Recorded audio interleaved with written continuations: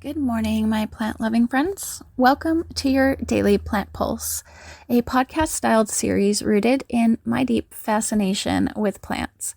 Here, plants go through a plant pulse research protocol where we uncover fascinating insights from scientific studies and share them with you. All studies I review are sourced in the description. I'm not a doctor, just someone who loves to research plants and present what I find.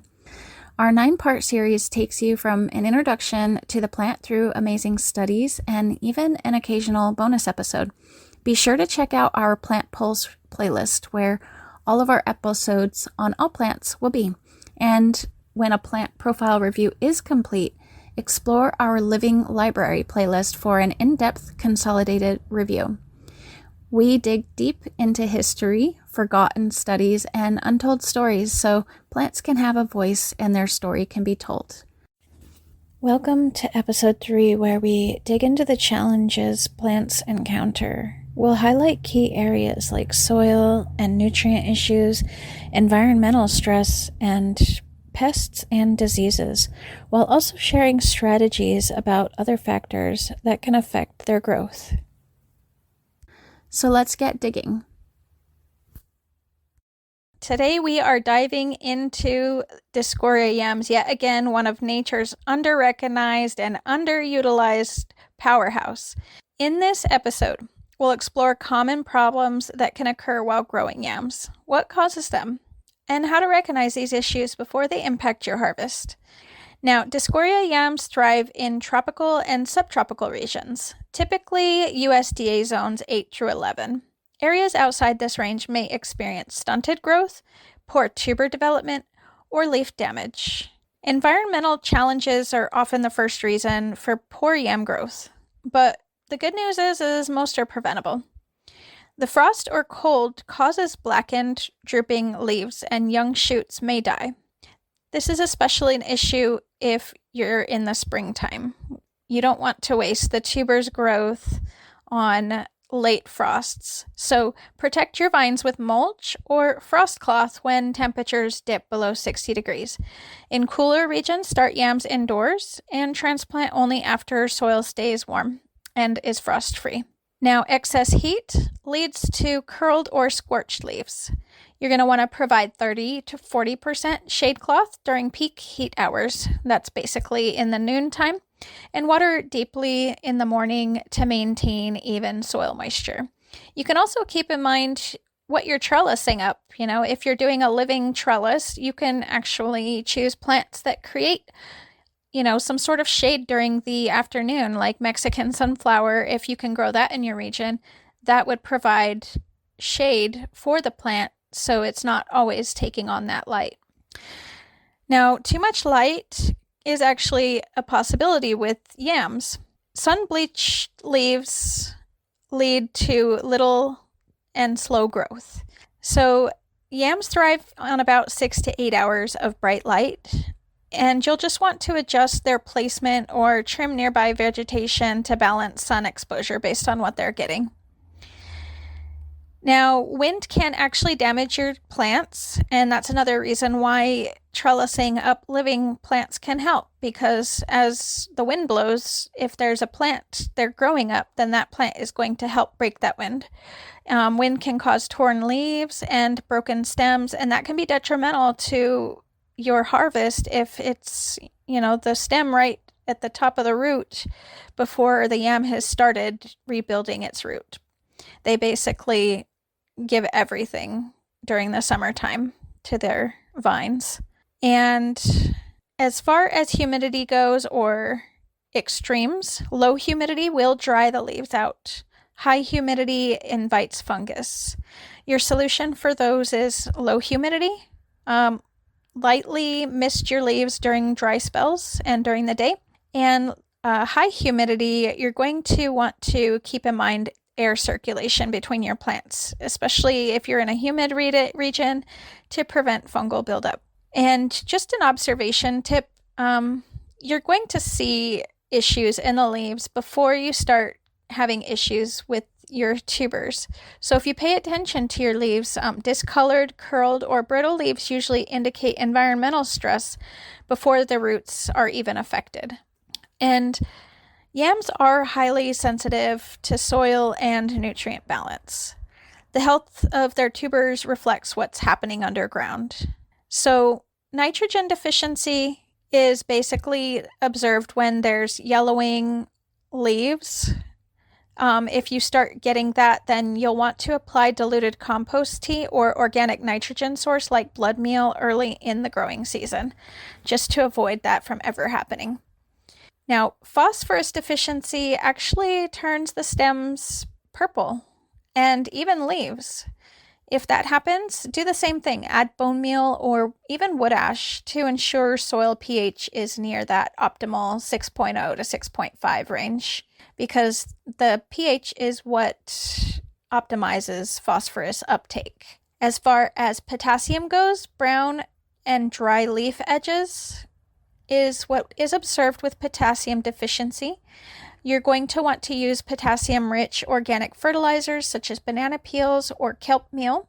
And with poor drainage or soil compaction, it leads to stunted roots and tuber rot. So this may not show as much of a sign in the leaves, but you're going to want to keep in mind what soil you're dealing with. If you have poor drainage soil, then it's better just to mound your soil up to improve drainage. You can loosen the soil and add sand or compost before planting, just as long as the drainage is sufficient, because root rot is a big issue for these plants. Now, pH imbalance, as we discussed before, it reduces leaf and root growth, so test your soil annually if you feel like you are unsure about the pH. Typically, sandy soil is going to be in the higher pH range, and compacted soil will usually be in the lower pH range. Now, what you'll want to do is watch the vine vigor, and that will give you an idea on what the tuber size might be. They're the best indicators of balanced nutrition. Sometimes propagation can be tricky, but a few adjustments can make a big difference. If you're getting bulbal germination failure or slow or uneven sprouting, the solution would be to pre-soak the bulbils in warm water for 12 to 24 hours and keep the soil consistently moist at 77 to 86 degrees Fahrenheit. And keep in mind waterlog. They will rot just as much as the roots will. As far as cuttings go, if they're not rooting or they're developing yellow leaves or any of those issues, the solution is to use semi-hardwood vine cuttings. Try not to use the newer cuttings. Treat with natural rooting hormone like willow water and plant in loose, warm soil with filtered light and keep the moisture even. Transplant shock can be an issue with this plant. They'll develop wilting or leaf drop after moving them. Transplant them in the evening and when the soil is dry, and then afterwards water thoroughly and keep shaded for 2 to 3 days until the roots settle. You'll want to monitor young shoots closely for signs of wilting or discoloration early. When you run into problems, one of the easiest things you can do is reduce foliage. Plants don't need a lot of leaf surface in order to develop roots. They just need enough, and if they have too much, they might just sacrifice themselves trying to save the leaves. So you can actually cut the leaves down to 2 leaves, even 1 leaf, and then cut that leaf again down to 1/2 a leaf, and that will give the plant just enough light in order to photosynthesize, but also it will reduce the amount of energy it's putting into the actual preservation of the top of the plant. Your goal is the root survival, not so much the leaf survival at this point. The other thing is you can temporarily increase the humidity a significant amount. That will allow the plant to relax and focus on root development and not have to worry so much about moisture loss through the leaves. This is only a temporary solution because obviously fungus growth and lack of air circulation is an issue. The plant will need fresh air every day, and maybe every hour, depending on what type of cover you have it in. So just keep in mind that the plant does need to breathe, but that can also significantly improve outcomes. Yams attract a variety of pests, but each has an organic control method. Aphids and mites cause leaf curling and a sticky residue. The solution is to spray neem oil or diluted Castile soap weekly and encourage ladybugs as natural predators. Caterpillars leave chewed holes or missing leaves. The solution is handpick caterpillars early or apply a light Bacillus thuringiensis spray to control infestations naturally. Now, soil pests such as nematodes, grubs, they lead to knotted or damaged tubers. The solution is to rotate crops yearly. Plant marigolds or mustard as biofumigants, and amend with neem cake powder before replanting an area. Rodents and wildlife cause missing or bitten tubers. The solution is to use buried wired mesh if you really have to get to this. I've never actually seen this be an issue, but bury wire mesh baskets, natural repellents like garlic, chili sprays, or simple fencing for small plots. Regularly check the underside of leaves and topsoil for early signs of pest activity. Diseases can weaken or kill yams if not managed early. Fungal infections like powdery mildew, root rot, or leaf spots. To solve that issue, apply copper fungicide or homemade spray of baking soda and water to ensure good airflow between plants. Leaf blight or crown gall, remove infected plants immediately. Sterilize tools with alcohol and avoid waterlogging. Viral infections like mosaic leaf patterns or stunted growth, you're going to want to control insect vectors like aphids, whiteflies, and always propagate from virus-free tubers or cuttings. Now, clean tools and use fresh water and avoid replanting an infected soil for at least one season to avoid transmission of diseases. And as far as genetic and biological limitations, I know us as home cultivators, we're not so much troubled with these things, but sometimes we do observe it, and it should be something on the back of our mind.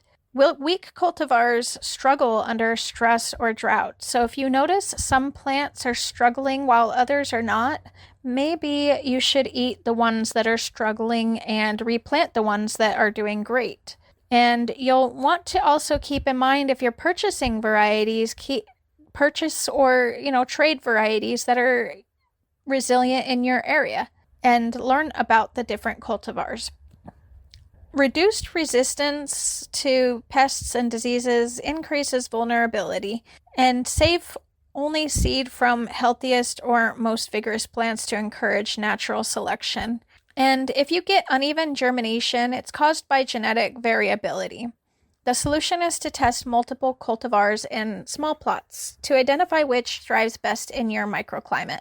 Make sure you record your yield and vine strength across seasons. Data helps refine your selection. Now, even the best soil can't save yams from human error, but awareness can. Proper pruning or over-fertilization is very important.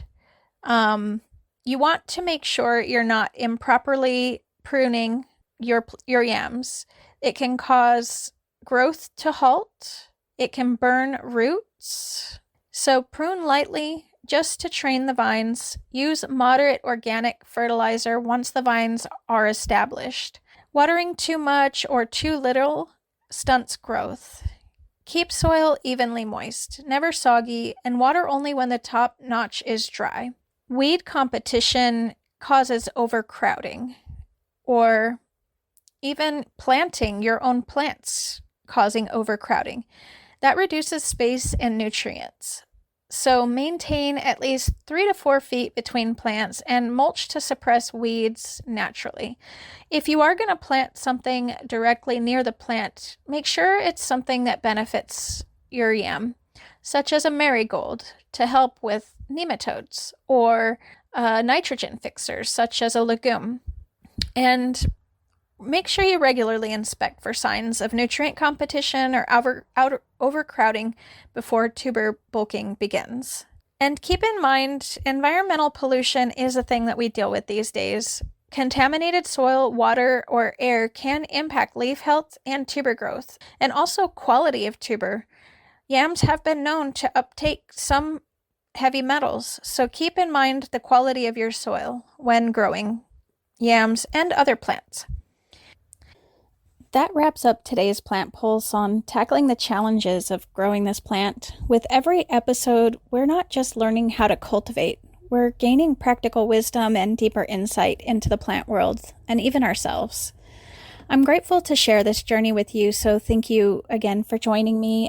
I'd love to hear what obstacles you faced, what tips or questions came to mind, or what you're curious to explore next. If you found this episode helpful, please like, subscribe, and share it with someone who would enjoy it too. Thanks for being part of this living library, and until next time, let every moment bear fruit. The pulse continues.